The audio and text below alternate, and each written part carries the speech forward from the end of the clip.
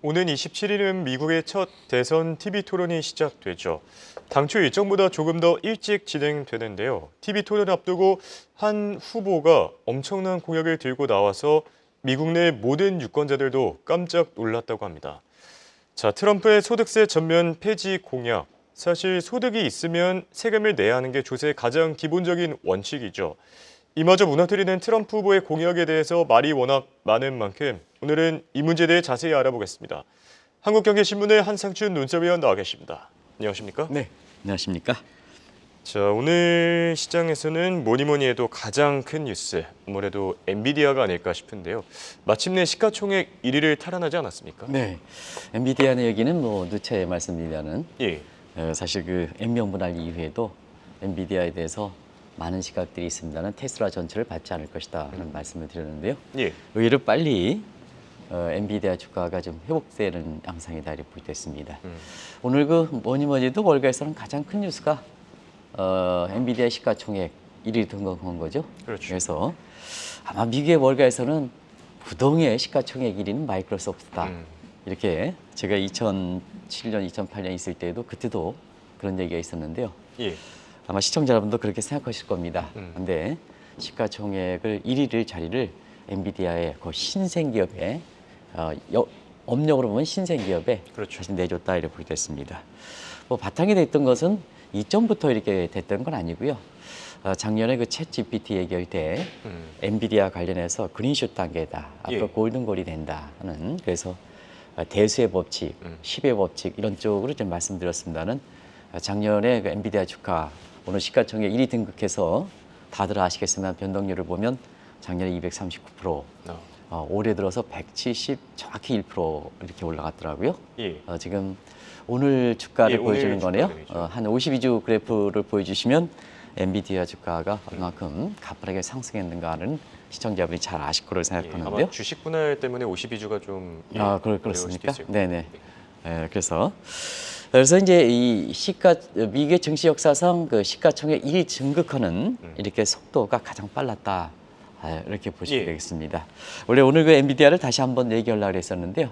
너무 반복적인 내용이기 때문에 새로운 내용이 오기 때문에 미국의 워싱턴 정가에서는 소득세 폐지 문제가 미국의 젊은이들로부터 TV 토론 앞두고 아주 열광하는 나오거든요. 예. 그래서 이 문제가 사실 가능한 얘기겠느냐. 소득세 폐지, 소득세율을 제로로 한다. 예. 시청자는 어떻게 생각하십니까?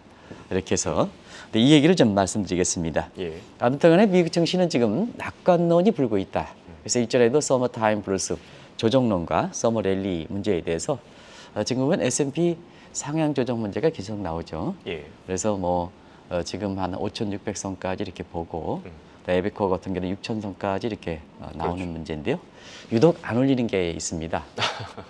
JP 모건이 예, 그렇죠. 4,200 정도로 해서 안 올리고 있는 계속 고수하고 상태거든요. 있더라고요. 그래서 올해의 이제 증시 모습 보면 사실 JP 모건 경우에 따라서는 그동안 다이먼 회장도 비트코인 썸타임 썸데이 제로로 간다 뭐 이렇게 여러 가지 얘기했지 않습니까? 예. 미국 국채 금리도 8% 올라간다. 미국 국채 이렇게 시장이 붕괴된다 이런 쪽에 아주 극단적 발언을 했습니다는 거기에 이어서 주가 수준도 경우에 따라서는 좀 수모를 당하지 않겠느냐 하는 분위기가 미국의 월가 분위기는 그만큼 낙관적 분위기이기 때문에 벌써부터 JP 모건이 수포를 당할 것이다 하는 이런 얘기가 나온다고 보게 됐습니다.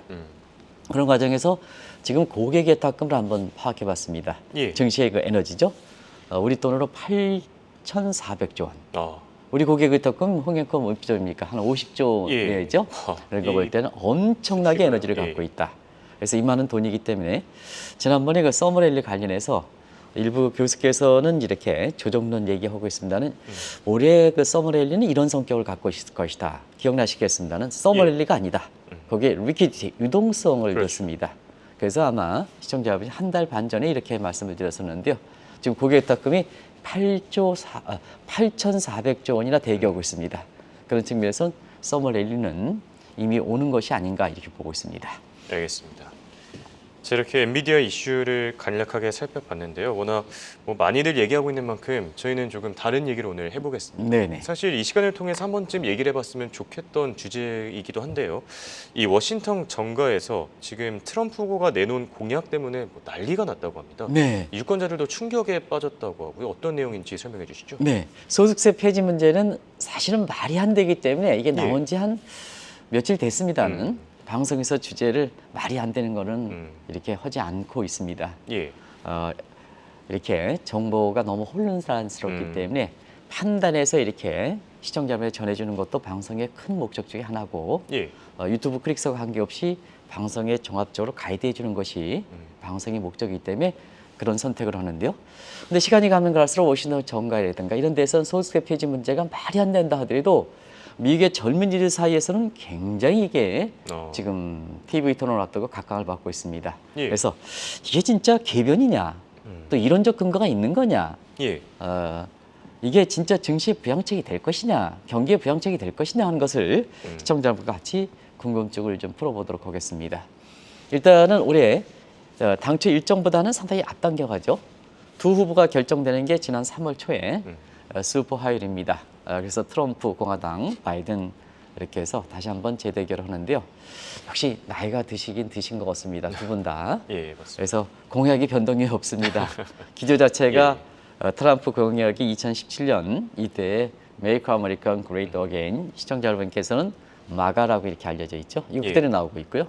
바이든도 이번에 그 대통령 되기 전에 했었던 American is Back이라는 모습을 그대로 들고 나왔습니다. 예.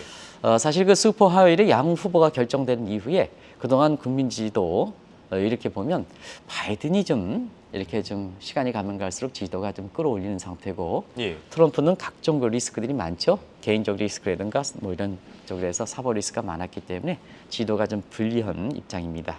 그리고 시간이 가면 갈수록 경제가 사법 리스크, 지정학적 리스크 뭐 이런 쪽에가 되려고 이렇게 했습니다는 미국의 유권자들은 대선이 다가갈수록 경제 공약에 내 살림살이에 이렇게 집중될 수밖에 없다를 됐습니다. 그렇죠. 그러다 보니까 살림살이가 어떻게 나아지냐 할 때 경제 고통지수 미저리 인덱스 가지고 하는데요. 예. 지금 미저리 인덱스는 좋습니다. 그러다 보니까 바이든 후보가 집권당의 경제 성과를 평가할 때 좀 유리하지 않느냐 하는 이런 시각이 됐는데요. 그러다 보니까 트럼프 후보 입장에서는 아주 극단적 공약을 내는 거죠. 그렇죠. 소득세 전면 폐지겠다. 시청자 여러분, 소득세 전면 폐지한다는 것은 소득세율이 제로로 만들겠다는 얘기입니다. 전면 폐지가 뭐 소득세를 줄이겠다는 게 아니고 전면 폐지하겠다. 예. 그러면 시청자 여러분도 그러면 가뜩이나 미국의 그 지금 연방부채 한도가 꽉 그렇죠. 차고 국가 채무가 많고 하는 데서 이런 공약이 나오겠느냐 하는 이런 쪽인데요. 예. 충분히 이론적 근거가 있습니다. 지금부터 한번 풀어보도록 하겠습니다. 알겠습니다. 사실 그 부분이 궁금했거든요. 이게 이론적 근거가 있는지 아니면 궤변에 불과한지 네. 자세히 설명해 주시죠. 이론적 근거가 있죠. 지난 그 4월 6일 날 예. 트럼프의 모금 행사에 초대받은 사람들이 있었죠. 그때도 시청자분들한테 이런 얘기를 했습니다. 그때 섀도우 캐비넷이 구성돼 있다. 섀도우 캐비넷은 야당 입장에서는 트럼프 입장이고요. 그래서 예비 내각이 구성돼 있다. 그래서 초대 재무장관으로 존 펄슨 그리고 아서 래퍼라는 사람을 그때 얘기했습니다. 예. 근데 이번에 그 소득세 폐지 문제가 선언하고 나서 이 아서 래퍼가 지난 그 4월 달까지는 페드 의장으로 거론됐습니다는 재무장관의 강력한 후보가 되는 것이 아니냐. 그러면 시청자 여러분, 아서 래퍼는 누구일까 할 때는 1980년대 미국의 스태그플레이션 닥쳤을 때 그때도 공화당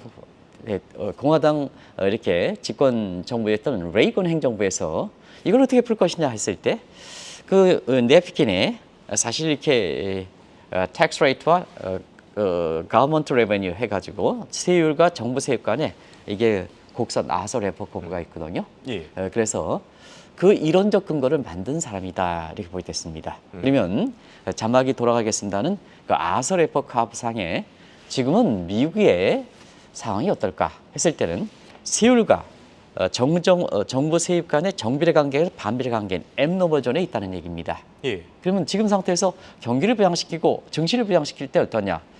경제 주체들이 전부 세금 부담에 부담이 있으니까 세율을 내려줘야 되지 않느냐? 그러면 세율을 내려주면 소득세 폐지가 되겠죠? 그러면 경제역이 고취되고 음.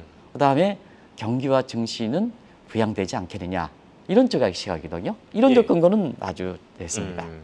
근데 지금 이렇게 이 문제에 대해서 레이 서머스라든가 이런 사람들 입장에서는 미개 경제 역사상 가장 잘못된 거시경제 제안이다.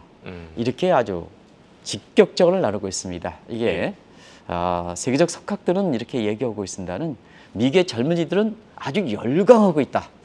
말이 안 될 정도로 열광하고 있다 해서 지금 트럼프의 이렇게 여러 가지 선거 장세에 보면 젊은 사람 20대 30대들이 많습니다. 과거는 좀 다릅니다. 공화당 같은 경우는 그래서 나이가 드신 분 자산가들이 많았거든요. 근데 지금은 20대 30대 열광하고 있습니다. 이만큼 뭐냐 소득세 폐지 문제가 TV 토론을 앞두고 굉장히 미국의 정치적 이슈가 되고 있다 이렇게 보시면 됐습니다. 네.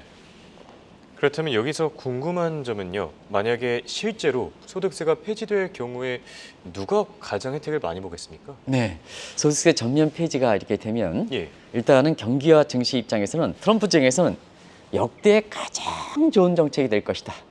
근데 레리 서머스 교수 같은 이런 사람들은 대부분 학자들은 최악의 거시경제 제안이다. 그럼 증시 입장을 한번 이걸 적용해 보겠습니다. 예.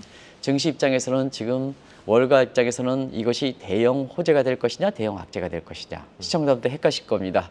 소득세를 폐지하면 경우에 따라서는 뭐냐 주식을 사는 사람들이 대부분 있는 사람이라면 소득세 폐지할 때는 결국 주가가 좀 대형 호재가 되지 않겠느냐. 예, 그렇죠. 그런데 사실 세수 보전이라든가 이런 측면에서 이렇게 보면 또 이 세수를 부족한 부분을 채워되기 때문에 다른 부분에 또 뭐 세금을 때려야 되는 문제가 있거든요. 예, 그렇죠. 이런 거 생각한다면 대형 악재가 될 수 있는 소지인데 일단은 시청자 여러분 소득세 폐지가 트럼프가 당선되고 폐지가 예. 된다는 가정하에서 아마 기업별 명합을 한번 보겠습니다. 뭐 시청자 여러분 다 아시겠습니다는 가장 혜택을 받을 사람이 일론 머스크죠. 중간 선거 때 공개적으로 공화당을 지지했지 않습니까? 예. 그리고 이번에 뭐냐 스타트업 시험 받을 때 물론 이제 법적으로 승인된 건 아닙니다. 주주청에서 받을 때 텍사스로 본사를 옮기겠다. 텍사스는 뭡니까? 공화당, 그렇죠. 일체에너지, 트럼프거든요. 그런 측면에서는 뭐냐 캐시우드 같은 거는 앞으로 5년 이내에 5년이라면 내년부터 이렇게 사실 미국의 47대 하면 5년이면 딱 5년 대통령 집권이 끝나는 시점이거든요. 이게 먼 미래가 아닙니다. 예. 근데 2,600달러 갈 것이다. 그러면 지금의 170달러, 110달러 하면 무려 17배가 오르는 거거든요. 그렇죠. 이런 얘기가 나오는 거죠. 그러면 이제 자 엔비디아는 어떻게 될까? 오늘 시가총액 1위 등강은 트럼프는 중국 강경론자입니다. 예. 그래서 대만에 대해서는 우호적이거든요. 그래서 대만의 앙띠 프리너에 대해서는 굉장히 우호적입니다. 그러다 보니까 엔비디아도 좀 혜택을 받지 않겠느냐. 지금 엔비디아 주가가 오늘 120달러 뭐 이렇게 됩니다는 자 10분의 1로 이전에 줄이기 전이는 1,200달러. 지금으로부터 한 110배가 되는 거죠. 그렇죠. 이 정도는 오르지 않겠느냐. 이렇게 돼서 만약에 소득세 폐지될 때는 일론 머스크 테슬라 그다음에 사실 강경론자 중국 입장에서 보면 우호적인 대만계 앙떼 불연에 해당되는 젠스랑에 있는 엔비디아 뭐 TSMC도 그렇게 되겠습니다는 그래서 대형 호재가 될 것이다 이런 시각이 나온다. 실제 그렇게 되겠느냐 하는 것은 지금부터 한번 풀어보도록 하겠습니다. 예.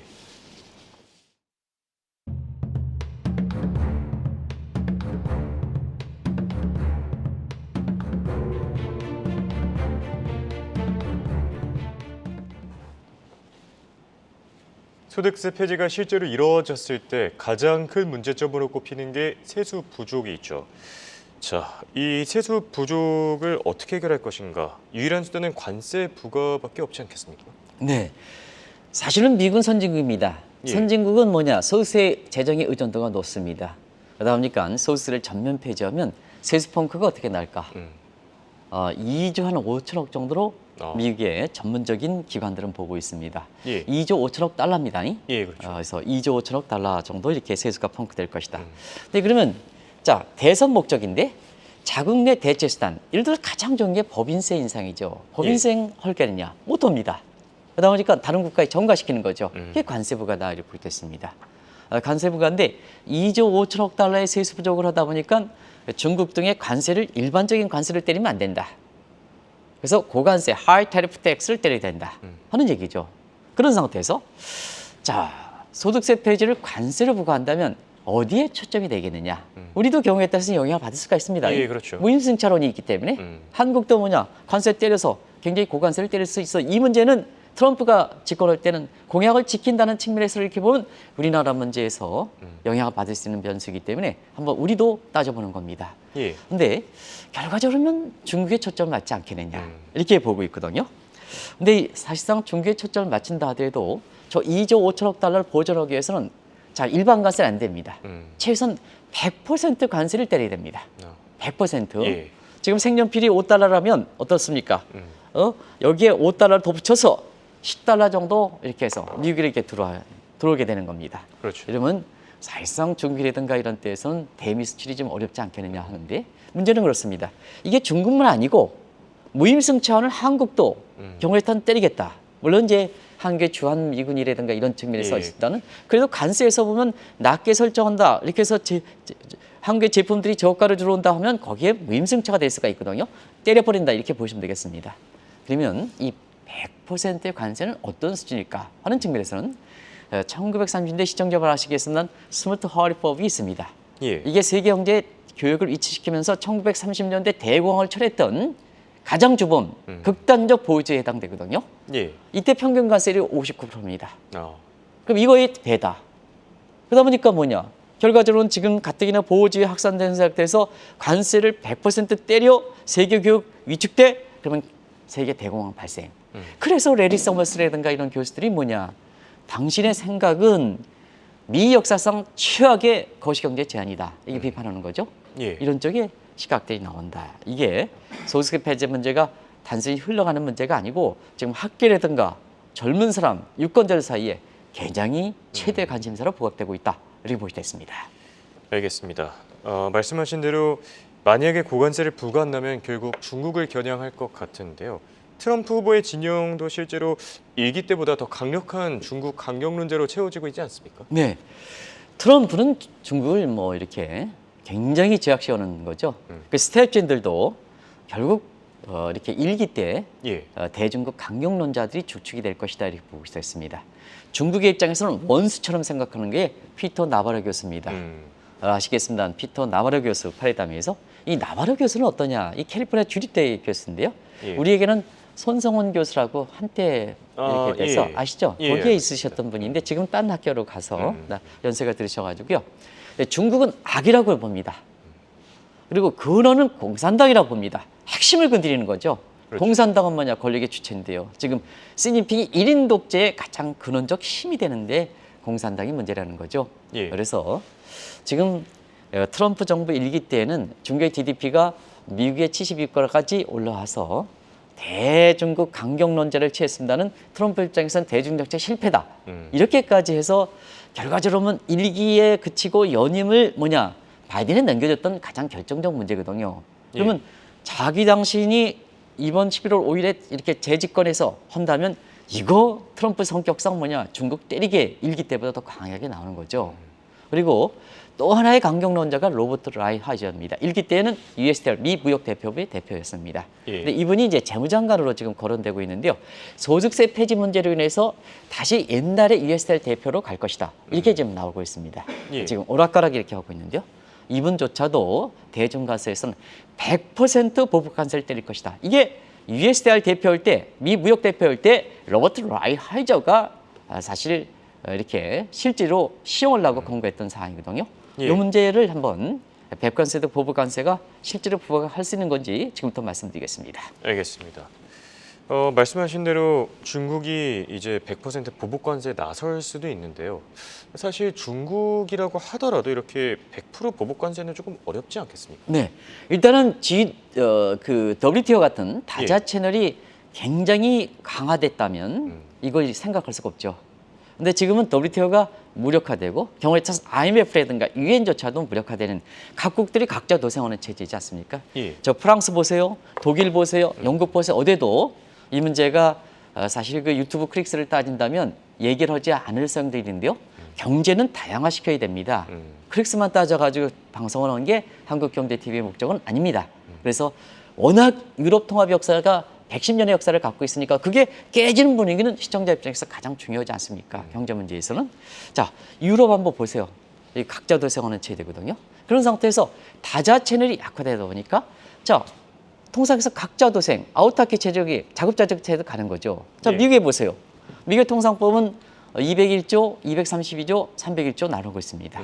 근데 최근에 보면 일반 관세 관련해서는 미국의 통상법은 201조가 가장 많이 활용됩니다. 예. 근데 최근에 보면 우크라이나 전쟁 이후에 안보와 관련해서 두들기겠다. 이게 안보와 관련된 게 232조 이게 많이 나오는 거거든요. 이스라엘과 하마스 전쟁에도 안보와 관련돼서 232조, 러시아를 때리든 북한을 때리든 중국을 때리든 대부분 232조 근거를 두고 있다 이렇게 보겠습니다. 예. 자, 그러면 100% 보복관세는 어떠냐? 수포 301조입니다. 이 수포 301조는 의회의 승인 없이 대통령이 행정명령을 하고 있습니다. 그러니까 일단 법적인 근거가 의회의 저항을 가질 필요가 없는 거죠. 그래서 언제든지 때릴 수가 있다 하는 것을 좀 말씀을 드리고요. 두 번째는 자, 수포 301조를 때릴 때 의회 없이 때린다면 예. 관할 범위를 보겠습니다. 원래는 시청자 여러분 아시겠습니다. 환율 조작국에 수포 301조를 지정한다. 지금 예. 이제 베넷 해치 카포의 법에 의해서 환율 조작국을 환율 심층 대상국으로 정확하게 용칭을 한다면 합니다는 시청자분이 환율 조작국이 더 인식이 됐기 때문에 그렇죠. 예. 환율 조작국에 대해서는 301조를 때린다는 건 잘 알고 있습니다. 근데 문제는 지금 국수지 움직임 상태에서 이 수포 김적 일조를 환율뿐만 아니라 다양하게 적용하고 있습니다. 환율뿐만 아니라 다른 데 불공정행위도 수포 301조를 대응하고 있습니다. 이게 예. 지금의 특성이거든요. 근데 트럼프는 사실상 뭐냐 본인 자신의 어떤 절대 군주처럼 행사하는 겁니다. 어떻게 보면 소득세 폐지도 그런 각도에서 나온 거 아닌가 생각합니다. 예. 그래서 절대 군주처럼 해서 수백 300일조를 전가의 보도처럼 사용한다면 언제든지 100% 보복관세는 적용할 수가 있다. 그래서 이게 법적으로 문제가 있는 게 아니다 하는 것을 시청자들에서 말씀드리겠습니다. 알겠습니다. 자, 결론을 맺어 보겠습니다. 만약에 고관세 부과로 이 미국 경제가 정말 대공황에 빠진다면요. 과거에도 이런 일이 있었고 지금도 경제 석학들이 경고를 하고 있죠. 어떻게 보면은 트럼프가 말한 것과는 상충되지 않습니까? 네, 사실 이 방송을 계속해서 들으신 분은 예. 올해 트럼프는 자 미국 경제가 잘 지금 날아가지 않습니까? 근데 올해 트럼프는 3월까지만 해도 어떠냐면 올해 미국 경제에 대공황이 된다. 그래서 본인 자신이 뭐냐 민주당 대표했던 루즈벨트 대통령이 뉴딜 정책을 자기가 취임하면 내년 1월에 취임하면 뉴딜 정책을 취임하겠다. 예. 이런 얘기거든요. 그렇죠. 근데 느닷없이 소득세 폐지 문제에 대해서 다 일부 학자들에서 이렇게 해서 공감대가 형성하지 못하는 건 당신은 대공황이라 하는데 소득세 폐지하면 결과 대공황되지 않느냐. 그러면 당신의 공약에 의해서 대공황되는 문제를 3월 달에는 미국 경제가 대공황된다 그러지 않았느냐. 그러다 보니까 어떻게 선거 경향이 대공황을 빠뜨리면 그래서 미국 사람들은 제 학자들 사이에서는 전문적인 지식을 갖고 있는 사람은 상당히 앞뒤가 안 맞는다는 얘기가 되거든요. 이게 이제 사실상 뭐냐 미국의 좀 이론적 근거가 있는 미국의 하버드 학파를 중심으로 해서는 트럼프에 대해서 강하게 비판하는 겁니다. 근데 젊은 사람들은 열광하거든요. 예. 젊은 사람이 열광하거든요. 이게 우리 젊은이들은 다 이렇게 현명하십니다는 경우에 따라서는 말이 안 되는 부분에 대해서도 소셜 네트워크라든가 뭔가 통해서 사실 뭐냐 열광하는 분위기 이게 미국에서도 감지되거든요. 예. 근데 어찌됐든 우리가 이 방송을 통해서 한번 이해해야 될 것은 소득세 폐지 문제까지 나온다. 그러면 한국은 뭐냐 종부세라든가 금투세라든가 뭔가 이런 문제에서 너무 세계에서 최고 상속세 문제 세계 최고이지 않느냐. 소득세 폐지 문제까지 나오니까 우리가 이런 논의를 통해서 말이 안 된다 벌써보다는 자, 한국도 경제를 좀 하고 지금 외국 자본 빠지고 외국 기업 빠지기 위해서는 세금을 좀 내려줘야 된다. 이게 전 세계 모습이다. 이런 건 시사점을 좀 우리가 배워야 되지 않겠냐 하는 생각이 듭니다. 예, 알겠습니다. 지금까지 도움 말씀의 한국경제신문의 한상춘 논설위원이었습니다. 네, 고맙습니다. 네, 고맙습니다.